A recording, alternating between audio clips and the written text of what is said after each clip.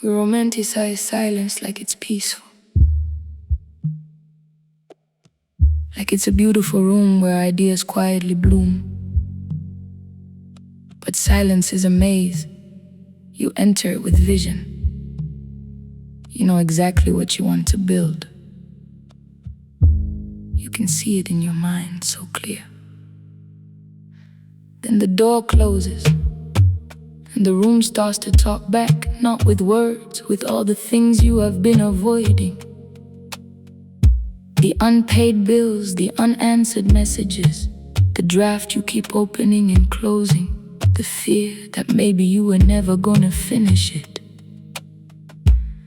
I know that kind of quiet, it does not hold you gently. It starts to press on your chest, and still you sit there, telling yourself to be strong, telling yourself this is normal, telling yourself tomorrow will come with more courage.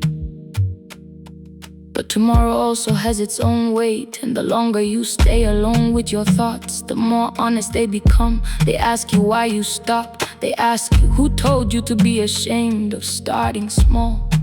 They ask you why you keep waiting for permission from people who are not living your life. I used to think quitting would look dramatic, like tears, like a loud decision. For me, it was quieter than that. It was opening my mouth and finding nothing there. It was sitting with my notebook and feeling my hands go cold. It was looking at my own dream and not recognizing myself inside it anymore.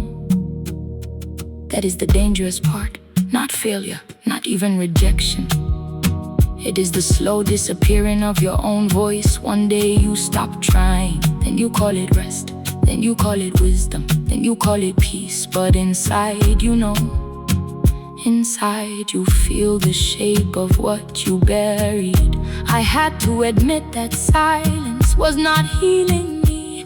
It was just giving my fear more room to stretch, more room to sound intelligent, more room to pretend it was protecting me. So I stood up, not because I was fearless, I was not because I had a perfect plan, I did not. I stood up because something in me was still alive, small, breathing, tired, but alive. And sometimes that is enough. Sometimes the bravest thing is not a grand beginning. It is returning. It is saying I am still here. It is saying I have not forgotten myself, even if my hands shake, even if my voice is not as strong as before, even if the road ahead looks long and unkind. So now when silence comes, I do not call it peace too quickly. I sit with it carefully.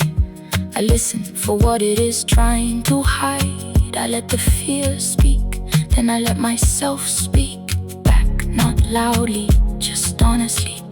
Because I am still walking, still carrying the dream, still learning how to begin again. And maybe that is enough for today. Hope does not always arrive like sunlight. Sometimes it arrives like a person taking one more step through the dark.